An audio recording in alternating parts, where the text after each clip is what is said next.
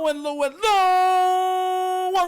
You're tuning into the episode of TheWunderkindShow. Today's second topic, Acho from Speak says he believes the Ravens for 2024 will be the 2023 big collapse. Philadelphia Eagles. Look. I just love you. I say this every year. You always hear the Ravens are going to drop off, right?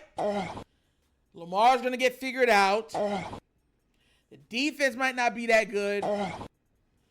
Wide receivers might not be that good, which is true. You know what I'm saying? That's been a fact. But you always hear so much bad things about the Ravens taking a step back every single year. Oh, they're not making the playoffs every single year. Regardless of what Lamar Jackson has done, regardless of what the offense has done, regardless of what this defense has proven, people still stay on those topics. So what I'm going to do is I'm going to play the audio of what Mr. Acho had to say, and then I'm going to break it down, all right? So without further ado, let's see what this Ravens hater has to say this time.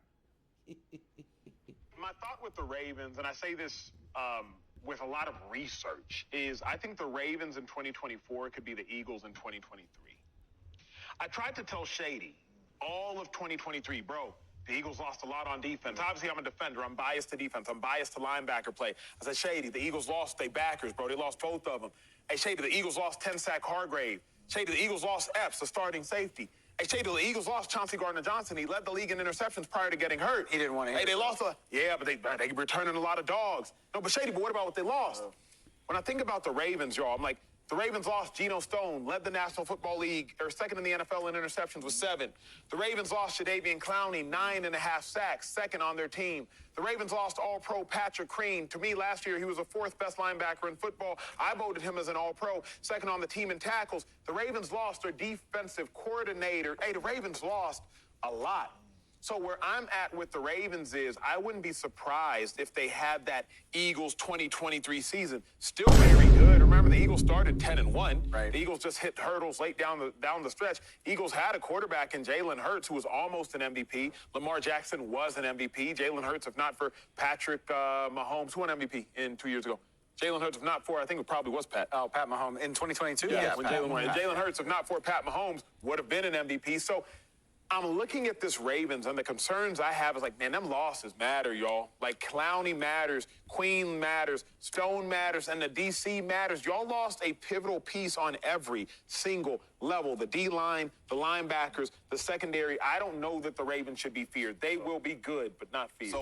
So he said, remember he said that they will be good, but we will not be feared. Let me tell you why this is funny. Because most people, like last year, because let me tell you what's going to happen, just like last year. He's going to say this. The Ravens might start off hot, 8-2, 9-1, 10-1, something around that area.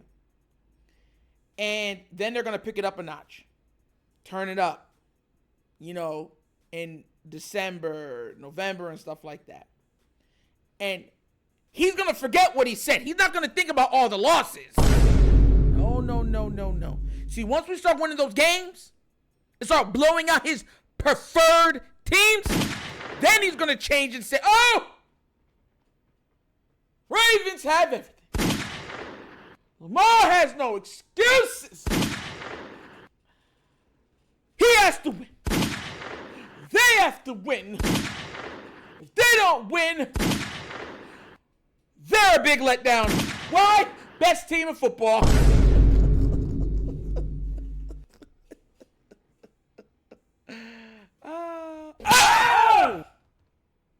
You know how annoying that is? No, let me fix myself and talk to you. You know how annoying that is? Hearing people join in singing the demise of your team, then jump, leap, connect themselves, grab hold of the bandwagon when they see us winning. and then expect something to happen, like this ain't gonna be what we want it to go. You know what I'm saying? Oh yeah, we always believed in you. Look what this man just said. He don't see us really being that team because of all the losses. Then if we only lose 2 or 3 games for the season, there's not going to be no, we won despite the losses. They're just going to say, can Lamar get the job done? Regardless of what's happening. That's the context I keep trying to tell people of, because they change the narrative. They change it. Listen, I've been telling people this for years, right? So let me get this straight now. We had key pieces on the defense now missing. We're going in there with almost completely new offensive line. We're hoping Zay takes a major, not a leap, a major leap this season. We're also hoping Bateman takes a major leap this season. But Lamar's not working with a true number 1 receiver. At least not yet. So you're telling me he has to overcome missing pieces on defense, poor O-line play, non-elite wide receiver play, and we're hoping, which I think is going to be factual, he's at least going to get elite play from the running back position now, but he still has to figure out a way to win. And if they don't, it's not John Harbaugh's fault. It's not EDC's fault. It's not the missing player's fault. It's not the missing player's fault, but it's his fault. Make it make sense. Make it make sense. And that's where I get to with this whole thing, right? Because it's never, the Ravens have all these problems. We can't believe they made it. It's, they got the best team. Every single time we do it. When we went 11-5, remember during the COVID season, no one said anything about that. It was all they should win. They forget how many people we had out for COVID, how many people we had out for injury. Still won 11 games. It's called context.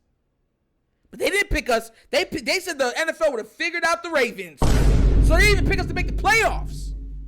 Last year, they said, Joe Burrow.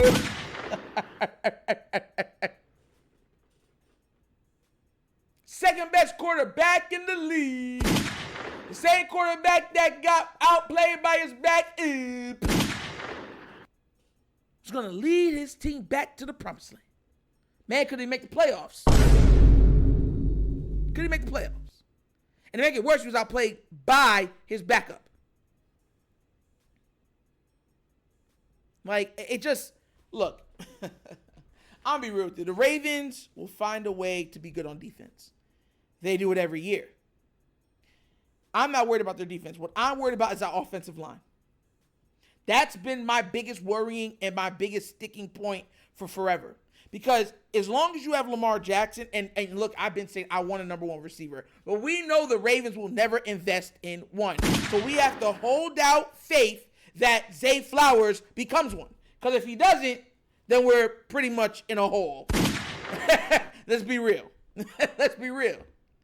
You know what I'm saying? And for everybody that says, Nitre's going to be just fine, you guys that are telling me he's going to be just fine are the same people that told me, when we got rid of Hollywood and we didn't replace him, Bateman's more than enough, bro. More than enough. And I sit there like, are you guys going crazy? And when he wasn't enough and then he got injured, it's like, y'all expected Lamar to win with who?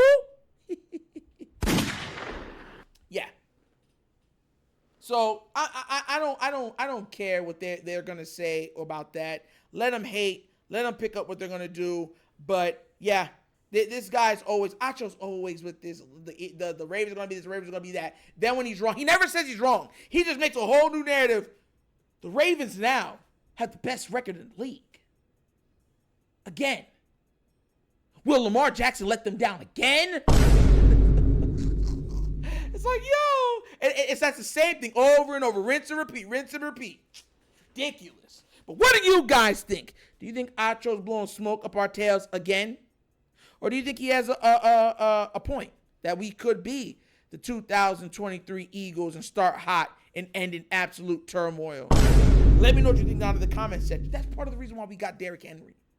So those late collapses and stuff like that, we're not going to go through those. Why? Because we can run out the clock with Derrick Henry. But whatever. Like I said, let me know what you think down in the comment section, all right? But as always, this episode of The Wunderkind Show. Thank you for watching. Y'all know we get down, we have fun, and we laugh. But everything we talk about rooted in what? Facts and truth. Please do remember, like, subscribe, hit that notification bell, leave a comment. You know I love the comments. If you have not done so already, check out the Wunderkind Show's Patreon. Yes, 3 tiers of content goodness waiting for your consumption. Give it a look, give it a try. Let me know what you think. And if you'd like to donate to this channel, help out with equipment and such stuff like that, bottom of the screen, QR code. QR code's to a Cash App. Cash App located in the description of every video that we do. Name of it is $, The Wunderkind Show. Super easy. But once again, this is The Wunderkind Show. This is your host, Nectar, signing off. And as always, you know my slogan.